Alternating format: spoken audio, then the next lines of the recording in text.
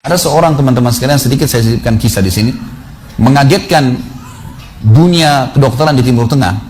Seorang pengusaha, masya Allah, punya keluarga yang sangat besar. Dia berpoligami, punya istri yang 4, kemudian anaknya banyak, harta kerbanya banyak. Perusahaan yang dia tanggung itu lebih dari 20 perusahaan di bawah naungan dia. Orang kaya raya, mampu.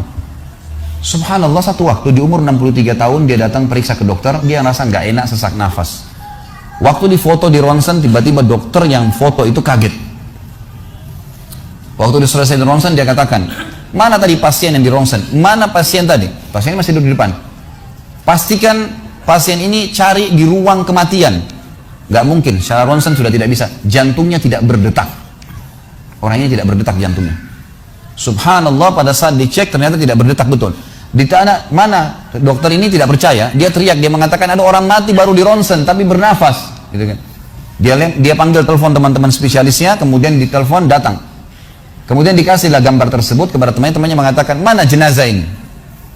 Kata temannya yang dokter yang satu yang foto pertama, ini bukan jenazah, ini orangnya lagi duduk. Kaget dokter yang kedua, jantungnya tidak berdetak secara medis, nggak mungkin bisa hidup. Bagaimana ceritanya nih? Dipanggil, apakah ini punya anda? Dia bilang, ya ini punya saya. Dicek lagi kedua kali, benar. Dua-dua dokter ini tahu secara teoritis, shock. Ini nggak mungkin orang mati nih. Nggak ada ceritanya nih. Dipakai alat USG pun jantungnya tidak berdetak. Kok bisa hidup nih? Bisa ngobrol.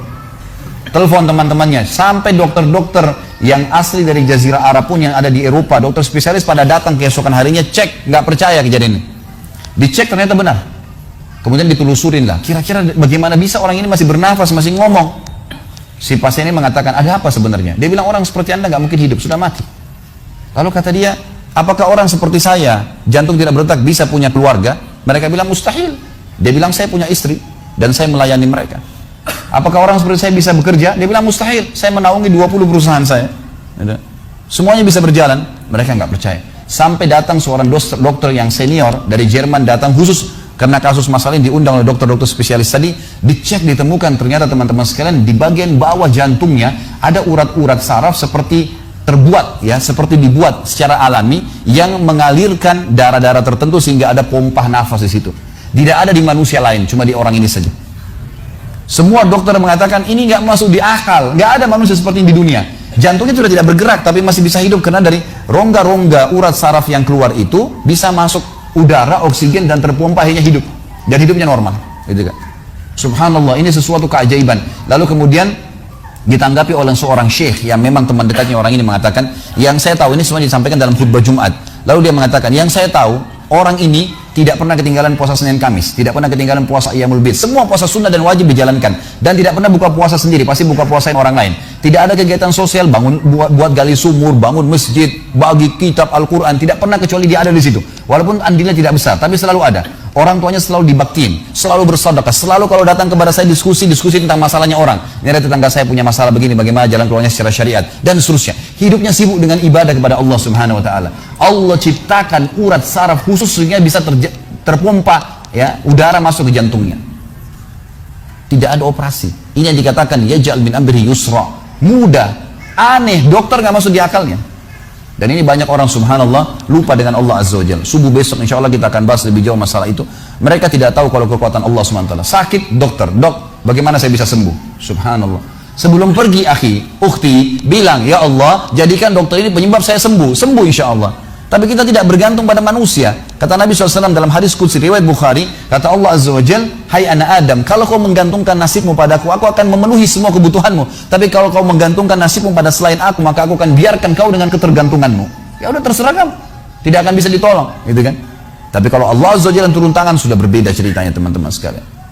Baik, kelihatan kalimat rahasianya, la ilaha illallah.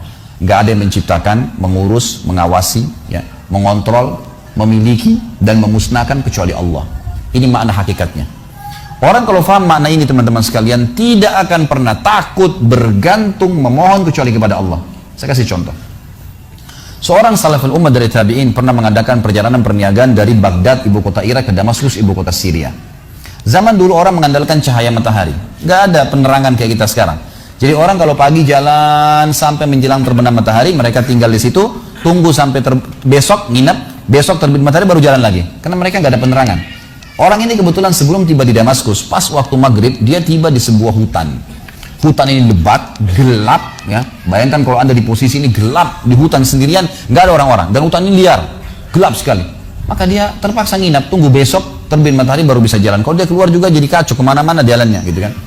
Maka dia pun wudhu, dia sholat maghrib isya jamak qasar layaknya seorang musafir, lalu dia coba istirahat, tertidur. Di awal malam, kalau kita sekarang sekitar jam 11 malam, dia bangun ingin sholat tahajud.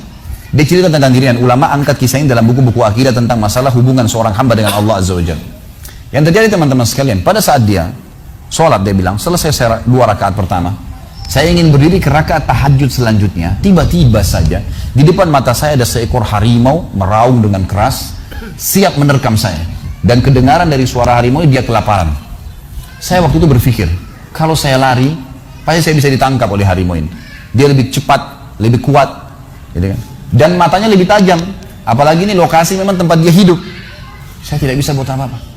Maka dia bilang, tiba-tiba saya teringat dengan Tuhan Allah Azza wa Jalla. Lalu saya berkata pada harimau tersebut, dia berkata, wahai harimau, kalau seandainya Allah yang telah menciptakan kamu dan saya, ya, mengutusmu untuk memakanku, aku tidak akan melawan. Nah, sudah takdirnya. Tapi kalau kau datang untuk mengganggu ibadahku dengannya, bukan karena perintah Allah, maka kau akan minta kepadanya Allah Azza wa Jalla untuk mematikanmu. Tiba-tiba dikatakan dalam kisah ini, orang saleh ini bercerita, harimau tersebut menundukkan pandangan matanya, meninggalkan saya, tidak jadi memangsanya. Apa yang kita ambil peran dari sini, teman? Apa yang kita ambil pelajaran daripada kisah ini? Harimau pun yang buas makhluknya, Allah Azza wa Jalla. Ini masih hidup gak ini? Kok nggak ada nyaut, nggak ada apa ini? Saya nggak tahu ini ngantuk, tidur, atau hadir nggak? Ini rupanya di Bali orang suka senyap, ya. Jadi ternyata Allah Subhanahu wa Ta'ala menciptakan semuanya, teman-teman sekalian. Ular kah, harimau kah, apa saja. Salah satu kebahagiaan seorang mukmin yang kenal Tuhannya adalah tidak akan pernah takut kepada raja zalim, kepada pasukan yang 10.000, 1 juta, apa saja tidak akan pernah ditakutin, karena tidak akan mati kecuali ajalnya datang, gitu kan? Subhanallah, kisah Al-Ala Al-Hadrami, seorang sahabat Nabi yang mulia. Beliau pernah diutus oleh Nabi SAW untuk berperang. Begitu tiba di sebuah mulut hutan, hutan itu agak lebat, gitu kan? Begitu tiba di mulut hutan, beliau ingin menyeberang, tapi beliau utus dulu, ya, beberapa pimpinan pasukan, coba cek hutan ini bisa dilewatin nggak? Mereka kecek, setelah ngecek, Gebaling mengatakan, wahai Amir, pemimpin nggak bisa lewati. Ini hutan terlalu lebat, juga kita tidak tahu di mana jalan keluarnya, penuh dengan hewan-hewan buas. Kalau Anda paksakan lewat, pasukan Anda akan habis. Apa kata beliau? Baiklah, setelah saya bertakbir 3 kali, ikutin saya. Maka beliau pun mendekatkan kudanya lalu berkata, berteriak dengan suara keras, wahai semua yang ada di dalam hutan ini, yang mendengarkan suara saya atau tidak mendengarkan suara saya, kalian tahu kami siapa? Kami adalah utusan Rasulullah SAW berperang di jalan Allah. Maka mudahkanlah jalan kami untuk keluar dari hutan ini. Dalam riwayat ini dikatakan, dan yang disaksikan oleh para sahabat, hewan-hewan yang biasa saling memangsa, kayak harimau sama rusa, gitu kan, serigala sama kelinci, semuanya bersebelahan, saling bersatu, berdempetan untuk menunjukkan jalan keluar pasukan mujahidin, sampai mereka keluar tidak digigit 1 orang pun. Kekuatan keyakinan kepada Allah Azza wa Jalla ini luar biasa. Kisah yang unik yang lain adalah surat Umar bin Khattab kepada sungai Nil. Pernah Amr bin As radhiyallahu anhu, sahabatnya waktu masuk ke Mesir, begitu beliau dinobatkan jadi gubernur, baru minggu pertama, baru pekan pertama, tiba-tiba air sungai Nil, air sungai hilang, habis. Ini bukan musim kemarau ini, habis, hilang tiba-tiba. Lalu Amr bin As panggil pimpinan-pimpinan orang suku Kipti, orang asli Mesir, datang semua, yang sudah masuk Islam tentunya. Ditanya oleh Amr bin As, apa yang terjadi di sungai Nil kok bisa begini? Dia bilang, wahai Amir, wahai gubernur, ini sudah sering terjadi begini. Ini setiap tahun begini. Lalu kata Amr bin As, apa yang kalian lakukan?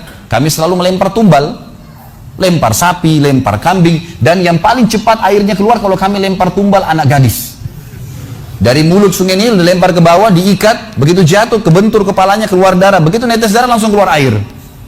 Kata Amr bin As, demi Allah ini nggak ada dalam Islam. Dari mana ini? Saya akan tulis surat kepada Amir Mu'minin Umar bin Khattab, kirim surat. Begitu tiba tangan Umar bin Khattab, Umar mengatakan, wahai Amr bin As, ini balasan surat saya, dan bacakan surat saya kepada sungai Nil. Suratnya dari hamba Allah Umar bin Khattab, gitu kan, kepada sungai Nil. Kalau seandainya selama ini kau, ya, mengalir karena tumbal yang dilemparkan kepadamu, hai Nil, kami tidak ingin kau mengalir selamanya. Tapi kalau kau mengalir atas nama Allah Jabbar yang Maha Perkasa, maka mengalirlah dengan atas